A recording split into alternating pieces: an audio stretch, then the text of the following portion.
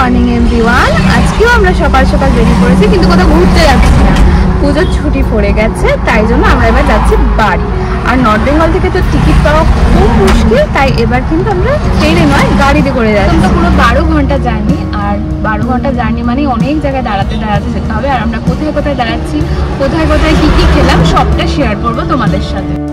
পুজো এসে গেছে মানে আমাদের বাড়ি যেতেই হবে, তাই সমস্ত লাগেজ প্যাকিং করে সকাল সকাল বেরিয়ে পড়েছি কুচবিহার থেকে বেরিয়ে প্রথমে কুচবিহার শহরের মধ্যে থেকে এগোচ্ছিলাম, তারপর বাঁধের রাস্তা ধরলাম। গাড়িতে ওঠার পর আমাদের প্রথম যে করণীয় কাজটা ছিল সেটা হচ্ছে ফুল ট্যাঙ্ক পেট্রোল ভরা। প্রায় 700 কিলোমিটার যেতে হবে, তাই একবার ফুল ট্যাঙ্ক করলেও আবার কিন্তু পেট্রোল নিতে হবে।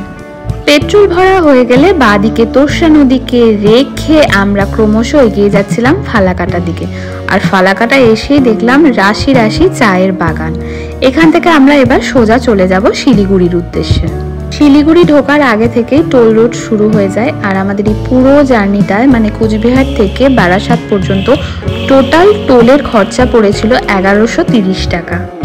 এরপর একে একে ধূপগুড়ি, ময়নাগুড়ি, জলপাইগুড়ি পার করে তিস্তা নদীকে ছেড়ে ইসলামপুরের দিকে এগোচ্ছিলাম। এরপর তো আমরা ইসলামপুর বাইপাস ধরেছিলাম, আর সেই রাস্তাটা কিন্তু বেশ খারাপ ছিল। হয়তো বৃষ্টির কারণেই রাস্তাটা খারাপ হয়েছে, তবে সেই রাস্তা পার করে এসেই আবার একটা টোল দিতে গায়ে কিন্তু লাগছিলই। যাই হোক, ইসলামপুর ঢোকার আগে আমাদের খিদে পেয়ে গেছিল। আমরা ব্রেকফাস্টের জন্য একটা জায়গা খুঁজছিলাম, তারপরে রাস্তার পাশে একটা ধাবা পেয়ে গেছিলাম, পাঞ্জাবি ধাবা। সেখানে গিয়ে আমরা রুটি আর তরকা নিয়েছিলাম ব্রেকফাস্টের জন্য। এরপর আমরা আর কোথাও দাঁড়াইনি, কিষানগঞ্জ রায়গঞ্জ পার করে একদম চলে গিয়েছিলাম মালদা। আর আমরা ভেবেই নিয়েছিলাম দুপুরের খাওয়াটা মালদাতেই সারবো। ইংলিশ বাজারে এসে আমরা একটা জায়গা খুঁজছিলাম যেখানে দুপুরে খাওয়াটা সারা যায়। সেই মতো আমরা পেয়ে গেলাম লাইম টাইম বলে একটা ধাবার খোঁজ। বেলা তখন প্রায় 2:30, খিদেও পেয়েছে জোর, আর বাইরে চড়া রোদ্দুর, তাই কিছু না ভেবে ঢুকেই পড়লাম। আপাতত ওই ধাবাটার সামনেই দাঁড়িয়েছিলাম, ভেতরে গিয়েছিলাম, যেটা আমার পেছনে দেখা যাচ্ছে, যেটা দেখালাম আপনাদের। কিন্তু খাবারের কোয়ালিটি অত্যন্ত খারাপ, মানে সবাই কমপ্লেন করছে এবং 1 ঘন্টার উপরে সবাই বসে আছে, খাবার রেডি করে দিতে পারছে না। তো এই জন্য আমরা বেরিয়ে চলে এলাম, দেখা যাক আবার কোথায় পাই খাবার দাবার, চলুন দেখি।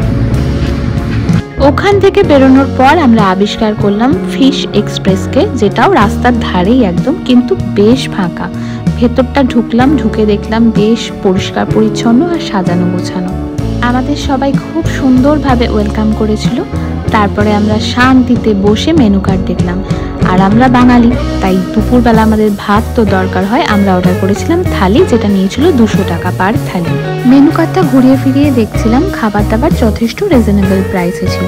এরপর তো আমাদের খাবার আসলো, আর রান্না যথেষ্ট ভালো ছিল। থালিতে কিন্তু অনেক কিছু ছিল, ডাল, আলু ভাজা, শুক্তো, পনির দিয়ে নবরত্ন, পাঁপড়, চাটনি, একটা পান্তুয়া আর পোলাওও ছিল, কিন্তু যেটা ছবি নিতে আমি একদম ভুলে গেছি।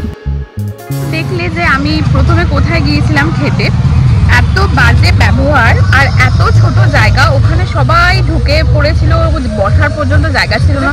তো ঢুকলাম, ঢুকে জিজ্ঞেস করলাম ওনাদের যে দাদা বসার জায়গা আছে? তো বললো হ্যাঁ খুঁজে নিন, দেখে নিন। মানে এত জঘন্য ব্যবহার। আমাদেরও এত খিদে পেয়ে গিয়েছিল না, আমরাও ওয়েট করছিলাম। তারপরে যারা যারা অলরেডি খেয়ে ফেলেছে তারাই বলছিল যে খাবারের মান অত্যন্ত বাজে। তখন আমরা ডিসাইড করি যে আমরা চলে আসবো। তারপরে এখানে এলাম, এটাও হাইওয়ে ধারে, গুগল ম্যাপে একটু ভেতরে দেখায়, কিন্তু ঠিক তোমাদের দেখাচ্ছি কোন জায়গাটা। এখানের খাওয়ার দাওয়ার ভালো, ব্যবহার খুব ভালো, আর সব থেকে বড় কথা থালিতে অনেক কিছু দিয়েছিল। তো তোমরা যখন মালদাতে মানে আসবে, আর যারা যারা শিলিগুড়ি থেকে কলকাতা থেকে যাচ্ছ, মালদায় খাওয়ার জন্য দাঁড়াবে, অবশ্যই এখানে দাঁড়াতে পারো। আমরা এখানে এলাম, এসে আমার ফোনের চার্জ রেখেছিল। আমি দাদাকে বললাম, এখানে যে ওনার, তাকে বললাম দাদা একটু চার্জ দেওয়া যাবে, তো সঙ্গে সঙ্গে উনি চার্জার খুঁজে এনে চার্জারের ব্যবস্থা করে দিলেন। সত্যি এইরকম সচরাচর দেখা যায় না হেল্প করতে, তো আমার বেশ ভালো লেগেছে।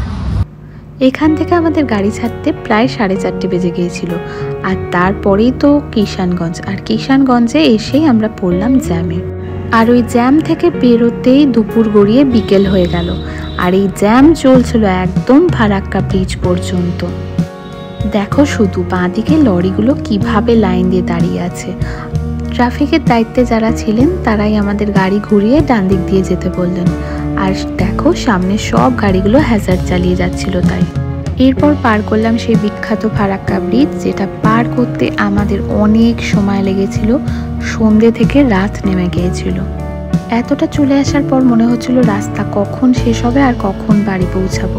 এর মাঝেও আমরা একটা চা খেতে দাঁড়িয়েছিলাম, কিন্তু সে ভিডিও আমার আর নেওয়া হয়নি, কারণ এনার্জি আর ফোনের চার্জ দুইই কমে গিয়েছিল। ফারাক্কা ব্রিজ পার মানেই তো আমরা দক্ষিণবঙ্গে চলে এসেছি।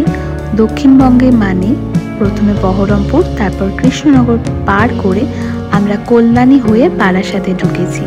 আমাদের মোট সময় লেগেছিল 17 ঘন্টা, কিন্তু এই 17 ঘন্টার জার্নি গায়েই লাগলো না যখন দেখলাম পুরো পাড়াটা সেজে উঠেছে। আকাশ বাতাস সবকিছু জানান দিচ্ছে যে উমা এসেছে, আর এই সময় যেখানেই থাকি বাড়ি আমাকে ফিরতেই হবে। পুজো শুরু হয়ে গেছে, তোমরাও খুব ভালোভাবে পুজো কাটিও, আর দেখা হবে নতুন কোনো ভিডিওতে। আজকের মতো তবে এইটুকুই।